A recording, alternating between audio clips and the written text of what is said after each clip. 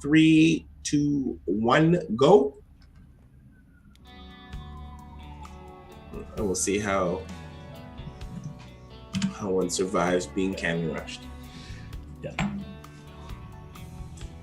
And it's funny because I actually have not seen many high-level games of which cannon rush is a thing. I can't actually say I've seen any games. Actually, now that I think about it, I've never seen any games where cannon rush is a thing. Haas is probably my probably my favorite, one of the more creative ones. Guys like Printif go for, like, they just go for that brutal kill all the time. Haas has a little, definitely creativity with it as well. He did actually, they referred to it as the Haas build at the time when he cannoned in the natural of Jaedong in one tournament. That must have been like this is years ago. But but that was like one of his first like very famous games, and I was like, I've been doing that for months. But a player named Husheng actually showed me that for months, and it was kind of a few people doing Husheng, he's a coach. He's a Canadian player too. Yeah, Canadian Protoss player. He'll be at DreamHack this year as well. Really? Yeah. Awesome. And he had showed me how to do it. So anyway, we've got Haas coming in with the pylon wall off here. So he does that, obviously, so he can't get to him. And it buys him time to do the pylons right in his face. And so cheeky. Yeah, it definitely is. And he'll throw the cannon down and with more pylon backup. Because if he waits too long, they'll definitely get through this first wall. I like Showtime does not underreact to this. So one of the easiest ways to die to a cannon rush is to underreact to the cannon rush. Is if you send like 4 probes thinking like that'll be fine. No, it won't. They like you gotta either go all in and stop this thing or figure something else out. That's exactly, well, it's interesting, like, because right now that's exactly what he's doing. He's going all in after it, and I wonder if, because right now this probe is trapped behind it. He can't really. Yeah, he can't get out. But it depowered his pylons. It does, but luckily that stalker gets out. So if that stalker had not gotten out, then that's much more annoying, because then he loses his buildings most likely. This is where this gets really trouble, because now. Yeah. Oh my God. Oh. Because the stalker is out. So first of all, he's distracting him to try and buy time for something else to come up. So he rolls probes again, which is great, because he really doesn't want to lose this gateway if he doesn't have to. I think he's still going to. But basically, if a pylon is in front of the cannons, a stalker can take them out, of course. They can outrange it. So can a queen or anything. But he is going to lose the gateway. He's kind of sitting there with the stalker, but that stalker can take out the pylons if they approach it at the right angle. This feels actually pretty solid for Haas. Right now, actually. He's done some damage, but behind this, Showtime has been able to get the Stargate. I feel like if he had destroyed... Oh! What's going on here? Oh my gosh. Still coming in. But he's got to do this, one, to be annoying, but also he still has to see what's happening. At first I was like, oh, there's no follow-up to this. But the idea is he's expanding. Yeah. And he's keeping himself solid. He's expanding behind, but he's just now finished his own cyber core. As I say, he's done a decent blow to his opponent, but he's also kept himself, he's off foot. In it. Yeah, he's still in this game. He's putting a shield battery in his own line. That Oracle. Yeah. Okay, so you're seeing defending as a options for someone to defend. Not underreacting. Yeah. So there's basically 2 things: overreact or completely underreact. And I think both of those work, but doing something half-assed never works. I like the shield battery.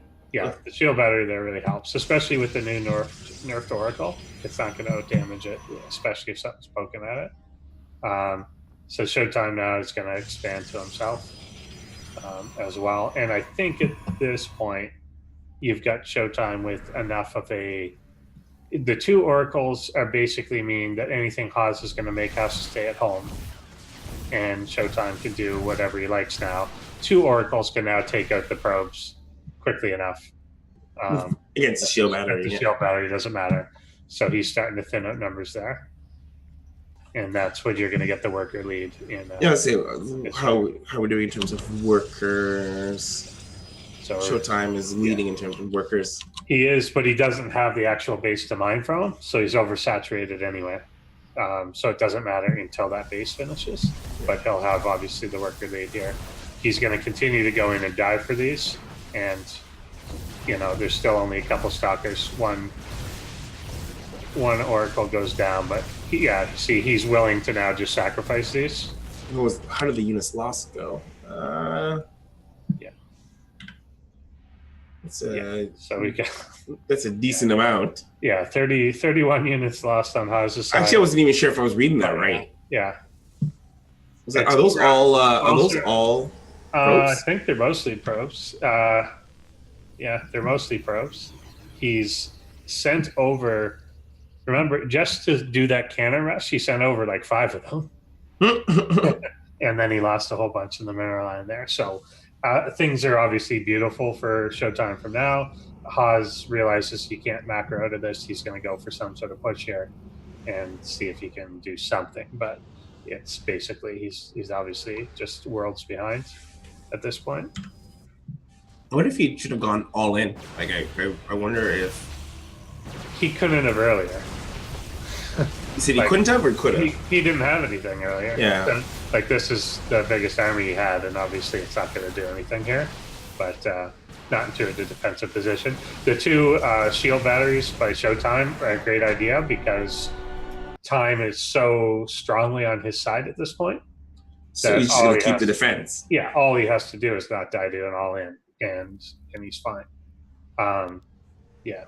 So I guess the option that I was gonna say that people can do.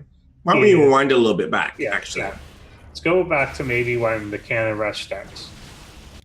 Look at exactly where you are. So it's right about, I'd say 115 that he knows that this is what it's going to be. Yeah, 115. Yeah, so that's when the first probe is going to come up and almost immediately put a pylon down.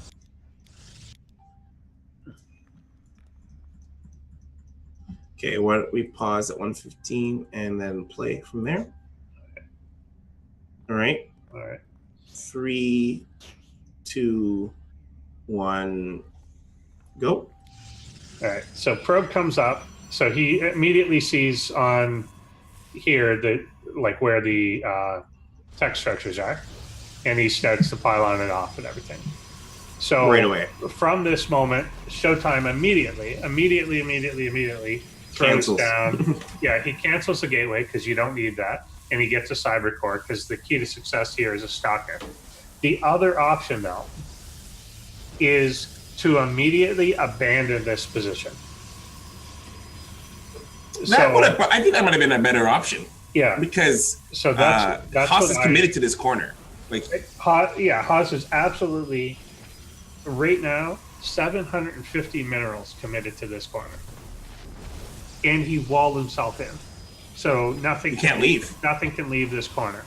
Now, what you do have is a probe out on the map, and at 115, when he knows this happens, or let's say 120 to give him reaction time or something, at 120, this probe is out in the middle of nowhere on the map. What I do myself when I see something like this happen is that probe immediately goes to any of the mineral patches and builds a nexus. Like any the closest mineral area of that wherever my probe is, I put a nexus there. Well, is that just like an auxiliary plan? Like why? It's now the main plan. Okay, so it's like you're now your new main essentially. That is now my new main. And so in this one too, he's got one gateway which he's going to let finish, and he's going to let the other one cancel. As soon as I can as well. Now in this one, his only pylon is directly in the line of fire of where the cannons are going to be. So I would build a new pylon again with that nexus, which is where I'm going to start my cyber core. I think one of the things he'd be worried about is that you get that Haas gets to this weird point where he is just these cannons are just creeping up on him. Yeah, just like creeping up from that corner. He was walled in, but he would have destroyed. He'd eventually have destroyed. Yeah, he would eventually destroy or cancel one of the. Like if you don't react to it, he'll probably cancel one, and he'll creep in. But he's now creeping in from way up in that corner. True. So if you built your Nexus somewhere else, you can start somewhere else. Yeah, you built your Nexus somewhere else, you start somewhere else. And then there's two things. It's actually now gotten easier to do this. So in the old days, before the mothership core nerfs, or like removal, what you would have to do is you have to have your cyber core done, you start warp gate, and you get your mothership core out, and you do not attempt to defend with it. You pull it to the corner. When your mothership core hits 100 energy, you recall all your units to the other base. So, but now you don't even need the mothership core, so you don't have to spend that. You just recall where you want to go. As soon as the other Nexus is done, you use the energy to recall all your probes over to the other one. And you completely abandon your main. But you've abandoned your main, hopefully now, with a functional cyber core somewhere that's already researching Warpgate. That would make sense, especially if you cancel the cyber core somewhere else and started it at another spot. Exactly, or at least a safer place in your main, because he went for the kind of the wall off at the ramp here. He doesn't have the option to do that. But if you had built, say, another pylon in your main, or had the pylon differently positioned, you can just put the cyber core on the extreme position farthest away from wherever they're cannoning. I like that, because at first my original reaction would be to like survive in that base and try to build in the other corner of your current spot, like current base, to try to like scramble together a forced attack. But that puts you in a really awkward position because you're trying to defend from this creeping cannon rush as opposed to just leaving it all together. Yeah. So they're definitely going to spend, like in terms of resources spent. So you've lost your gateway, you've lost this pylon, and then you've canceled the gateway. So can you recall your probes? Like, I thought it was only attacking units. No, that's the idea. You recall your probes. Right. Okay. Yeah, you recall your probes from one base to another, and that's the idea behind it. Because you recall anything that's in the area that you designate. Right. And so that will go over to the other base, and then you're good. That makes a lot of sense. Okay, so that's actually a lot better. That's amazing, actually. Yeah, and it was. I love doing that with the mothership core before, because everything looked totally normal. Everything looked as if you were mounting your defense, but you had no intention of defending it. With this, it certainly looks weird to someone now that you just abandoned your position. So sometimes I'll still rush out that first zealot and just look like you're doing it badly. Yeah, to look like you're trying to defend it. Because you want them to do is sink you want them to invest into that corner. I want them to still think that they have to do this in a methodical way. And if they try and do it in a non-methodical way, then you do have to defend. So if they just rush forward and build a pylon right next to your Nexus, you have to stop that pylon. Yeah, because you don't have time for that.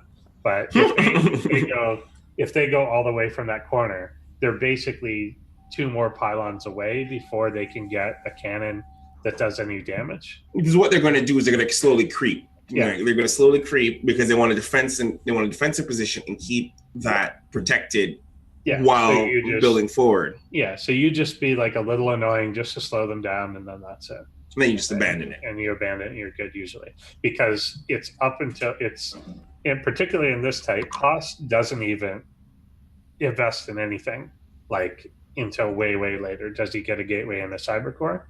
Basically not until after it's long since failed does he start with those things.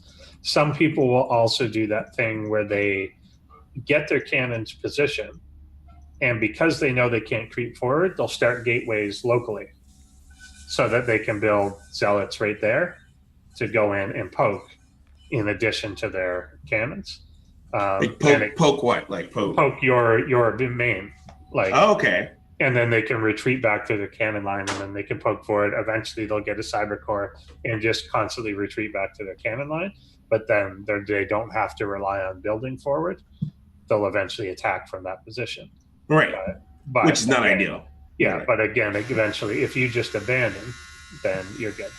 Yep. Yes. If you just okay. So I feel like in favorment of abandonment is like the ideal situation. I think I like it. I call it the no struggle defense. Because the most thing you want to do is you want them to sink the cost. You want them to sink money in and like invest in it, and you just attack from somewhere else. You can just run it right into their base. Because at that point, they shouldn't have anything anywhere else. Yeah, that's exactly the idea.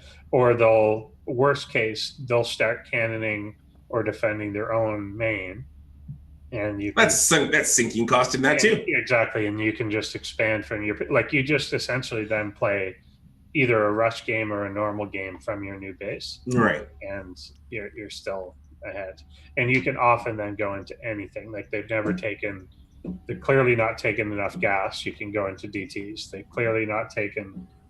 Like they can't defend against everything that you could possibly do. No. So you just do something and go against them.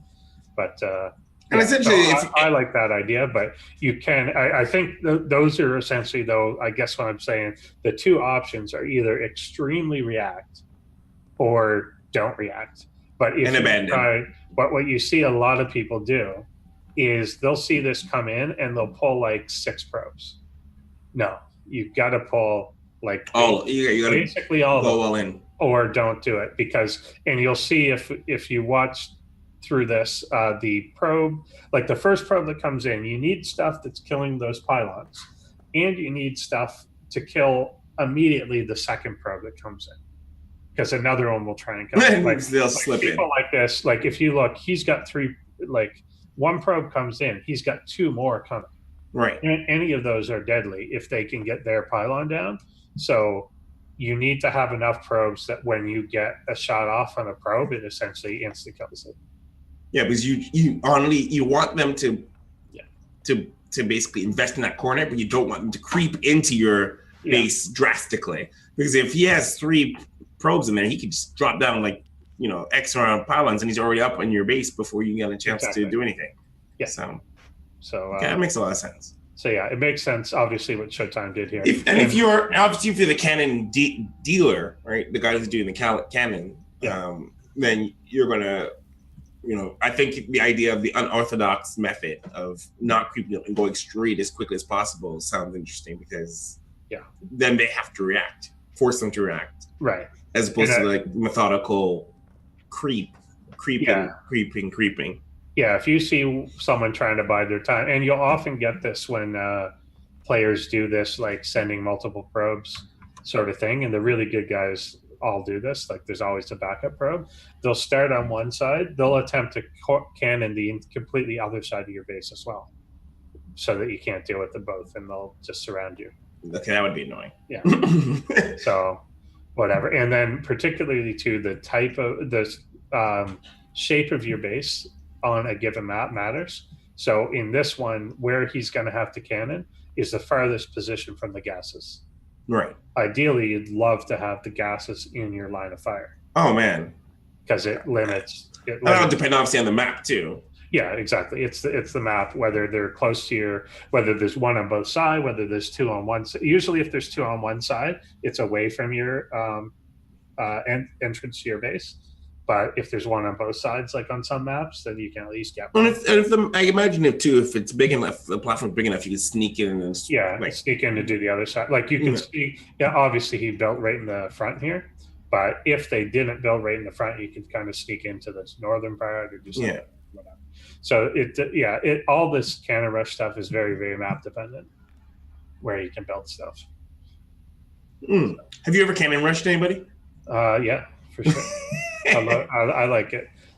I think it's one of those things that you have to know how to do, because one, if you don't know how to do it, then you can't defend it. I was just thinking about doing it, and I'm like, maybe I'll try to ladder. Like if you the best way to ever practice defending anything is to do that thing. Yeah. And that's true. Good point. Right? Good point. And see what beats you. because you're going to find a point. There's always a It's hidden like weak point. points. Yeah, exactly. There's some part to any build that you're like, that's my vulnerable part, or that's the tricky part. And you don't see that when you play against it. You see that when you start to do it. Right. To be like, oh, if they do that, it totally wrecks my whole thing or something. So, That's what you aim for. Yeah, like there's a few things that you can do, like again, that are counterintuitive that like would, if you have trouble dealing with this stuff, that just shut it down. Like, so say that this first one gets in, he starts cannoning this thing, and you know that there's more coming in the front door. Throw a pylon down and block it. Like, just block your ramp off. Just stop it right there. Just end it. It's a waste of minerals, but it'll work. We'll stop him from getting in, right? Yeah. It just means he's now completely relegated to this corner, 100% until he destroys those buildings. And by then, you've probably got some other. And if you've done the idea of abandoning your base while he's too busy with that, you're building elsewhere. Exactly. So yeah. So I mean, there's stuff you can do to adapt that you wouldn't maybe think of necessarily, but you can stop. So I don't know. I definitely recommend cheesing people. And for many of you guys as well, I think take a look at that replay for sure. It's a good replay to take a look at. Replay number 3 in the show notes that we'll link and we'll have for you guys, because I feel like there is. I feel like the whole cannon rush isn't off the table. I feel like it's something that's like is viable if the conditions are right. If the conditions are right, totally take advantage of it. And if it happens to you, guys too are doing it on such a high level, like Haas, Printif, like Wiedemann's formerly. I don't know if he still is around, but like. Not only are they doing it, they're doing it on non-barcoded accounts. Like everyone knows. I'm going to actually add it to my list that one day we do an entire episode dedicated to cannon rushes. It would be worth doing for sure. Because often like taking the simple things and saying like, this is how you can defend it and this is how it works is what the rest of the game is built on.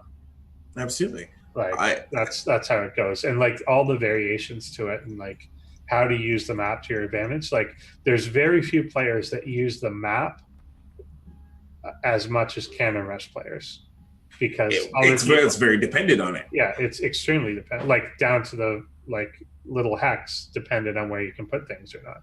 You have to know what fits, what doesn't, what blocks what, where can you put whatever.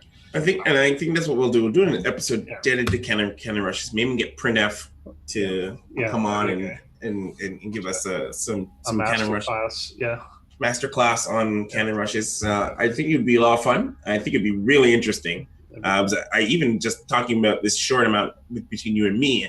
There's a lot. I didn't even realize how involved a cannon rush is. Like I've done cannon rushes myself, but very janky. Like I'm just gonna grab whatever kind of space I can get, set it down. But if you have an idea of the learned cannon rusher, there are things that you'll know on each map where to place, how to place, where to be, and how to kind of perfect your cannon rush. Like there has to be an art to it, I'm sure. And how to do it in someone's face. Like most cannon rushes, I think that most probably people watching have done, and myself. In the darkness. The darkness, we're hiding it.